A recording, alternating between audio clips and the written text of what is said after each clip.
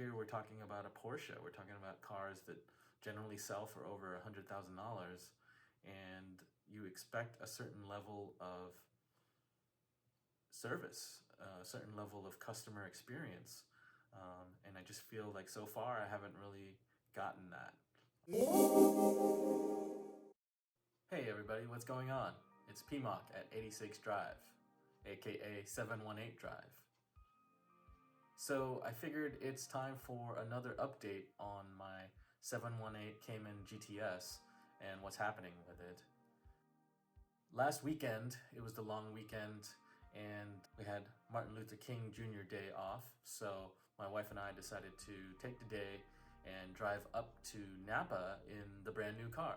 So had less than 300 miles on the car when we took it out, and we headed up towards Napa, and that's when the car sort of stumbled and the check engine light came on and basically felt like the car lost power. I couldn't accelerate, the car didn't want to go any faster than 25 miles per hour, and so I thought to myself right away, like, this is serious, this is bad. So I pulled over to the side of the road. We're on the side of the freeway on I-80. There's just cars blowing by at 70 or 80 miles per hour, and I tried restarting the car. The check engine light stayed on. The idle felt really rough. There was just obviously something wrong with the car, with the motor, and so I called Porsche roadside assistance, ended up towing the car over to the nearest Porsche dealer, the nearest Porsche service center, which ended up being Porsche Walnut Creek.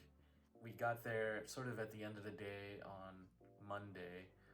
It's a holiday, but they were open, and the service advisor basically said, well, we're really busy. We may not be able to look at the car for a couple of days, but hopefully by the end of the week, we'll have some answers, and that's about it. They didn't really promise me anything, and I just really didn't have a whole lot of choices, so I left the car with them, and they sent us home in an Uber. And by the end of the week, by Friday, I gave them a call just to see what was going on. He had been texting me along the way. I think it was maybe Wednesday or Thursday that he said, okay, well, they pulled the diagnostic codes from the computer, and what they found was that the error has to do with the throttle body. I was like, okay, that sounds kind of serious, but I guess we have to wait and see, because they need more time to look at it a little more closely. The code just kind of tells you where to look, but they still need to actually look at the parts and investigate. And so I think by Thursday I got another text message from the service advisor, and he said, well, we've checked and it seems like the throttle body is fine. Specifically what with the throttle body would be the issue, I don't know, but they said that they checked the throttle body. Maybe it was the throttle body actuators. I'm just not really that familiar with what goes into the parts of the throttle body that might be throwing this kind of error code. But they seem to think that the throttle body checked out fine. There was no issue with that part. And so they thought that there is some sort of issue with the wiring. Somehow the wiring harness that runs between the throttle body and the computer, which they call the DME, which I think is Porsche speak for the car's ECU. But in any event, they said they seem to think that maybe the wires are pinched. I don't know what it would be pinched by, but presumably it's just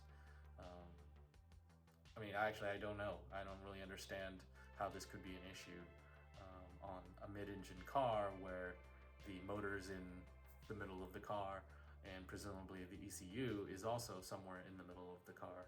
Now, the service advisor mentioned to me that for some reason, he said that the DME is actually at the front of the car, which makes no sense to me, but whatever.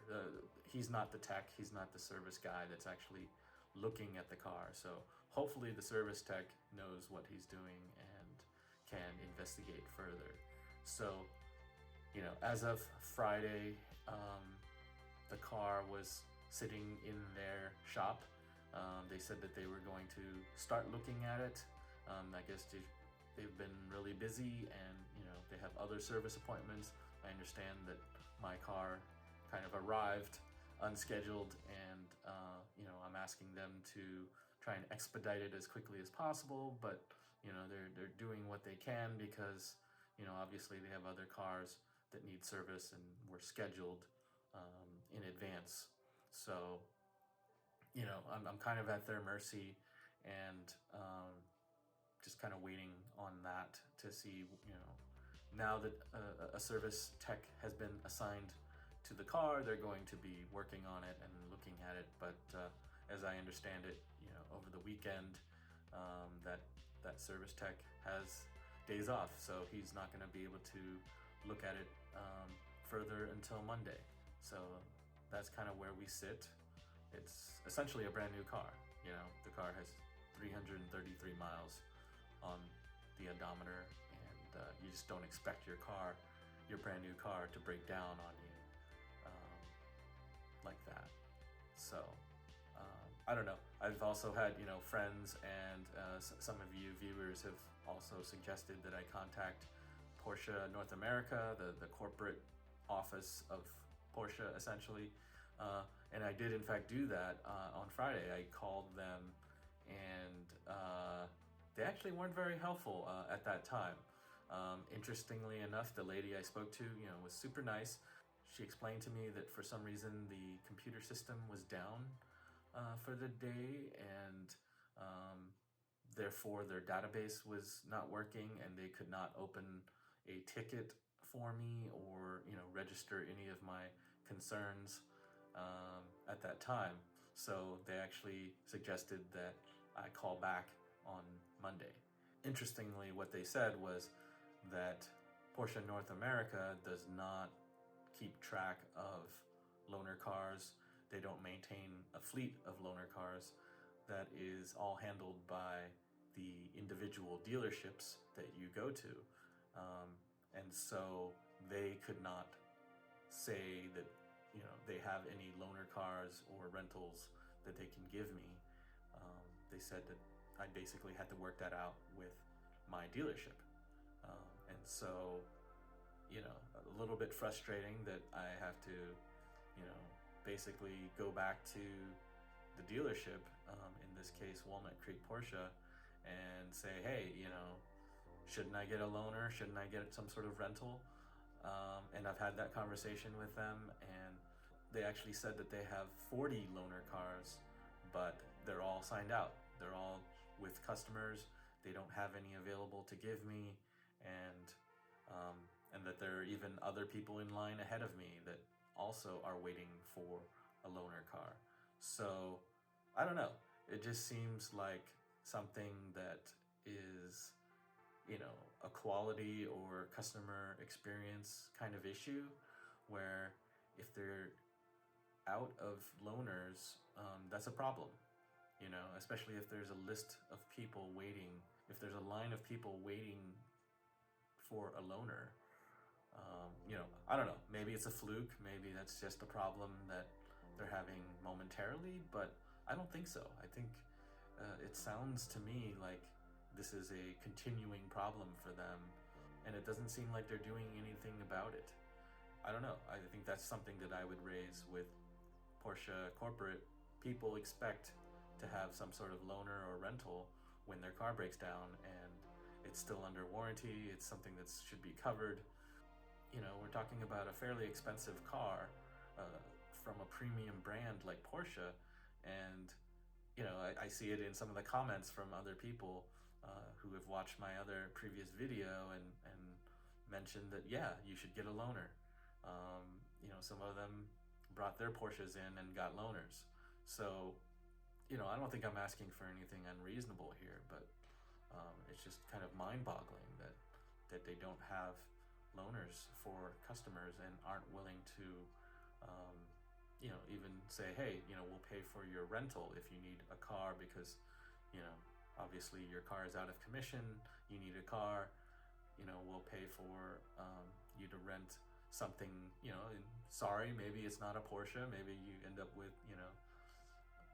a Nissan Altima or a Hyundai something, but at least it's transportation, and they'll cover it. But in this case, it seems like they're not willing to even do that. If your Toyota or your Hyundai breaks down, and okay, if they don't have a loaner for you or a rental for you, maybe you'd say like, well, what do you expect? It's not a premium brand. You bought a cheap car.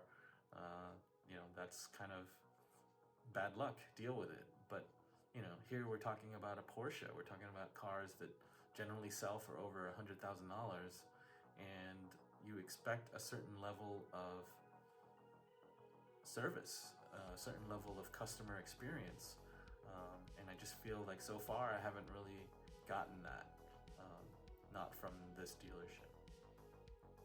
But anyways, we'll see what happens. I'm going to call Porsche North America again on Monday, and we'll see what they say. Maybe they'll be able to do something. Maybe they'll be able to just log my issues, my complaints into the system, and kind of take a wait and see approach.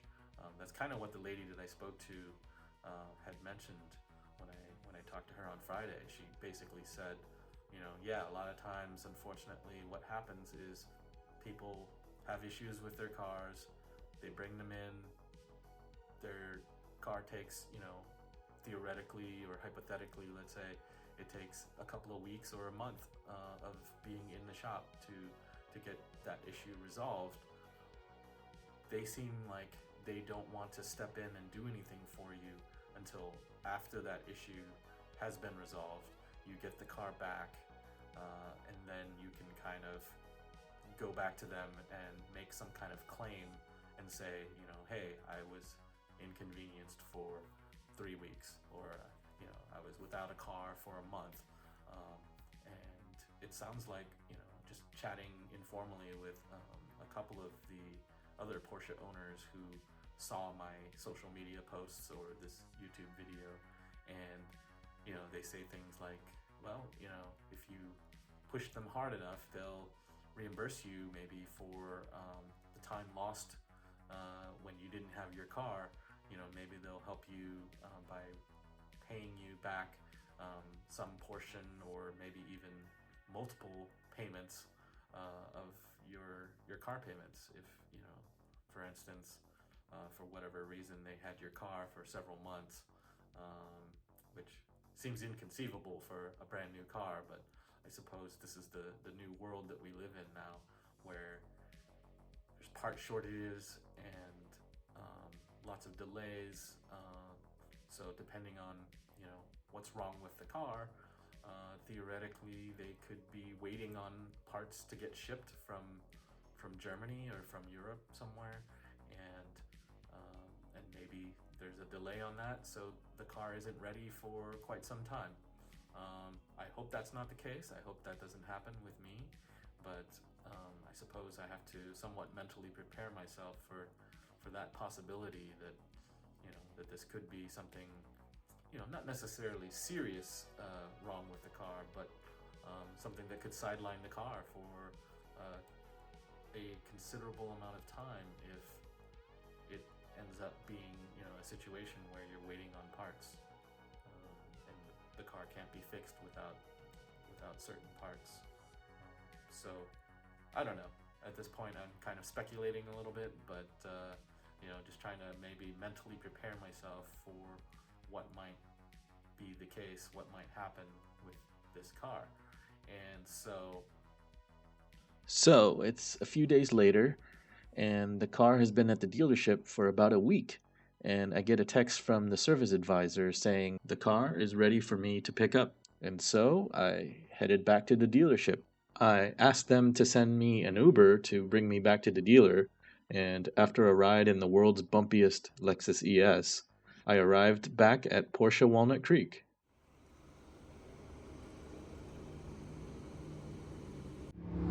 Well, it's time to get my car back. And what did they find? Well, I will share with you the paperwork that they gave me, but I'll summarize it here. They took a look at the wiring harness. They didn't see anything wrong, so they cleared the error from the computer and ran some tests, and the error has not come back. They also did a brief road test, and everything seemed fine, so they basically reset the computer, put everything back, and are giving the car back to me. So I've got a bunch of mixed feelings about this.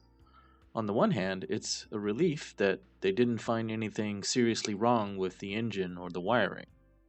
They reset the fault, it hasn't come back, and the car seems fine.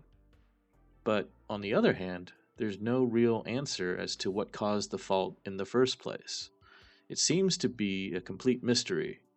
The dealership has no actual explanation for what happened, what caused the car to break down, throw a check engine light, and go into limp mode. So I'm taking the car home, I'll keep driving it, and we'll see what happens. We have no idea if the problem will come back, or if it was just a totally random thing. It's got me worried, because it's hard to have confidence in something after it has broken on you, and you don't even know why it broke. Just that they cleared it from the computer and are hoping that it doesn't come back. Maybe it'll happen again while I'm driving to work, or maybe while I'm out driving in the canyons. Or it might be fine, I don't really know. It's that uncertainty that's killing me. Making use of the cup holder for Porsche Walnut Creek water.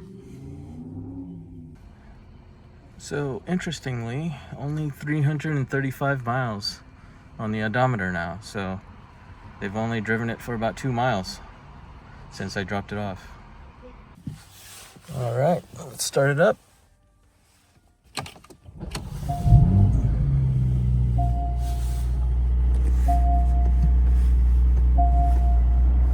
All right, no check engine lights, that's a good sign.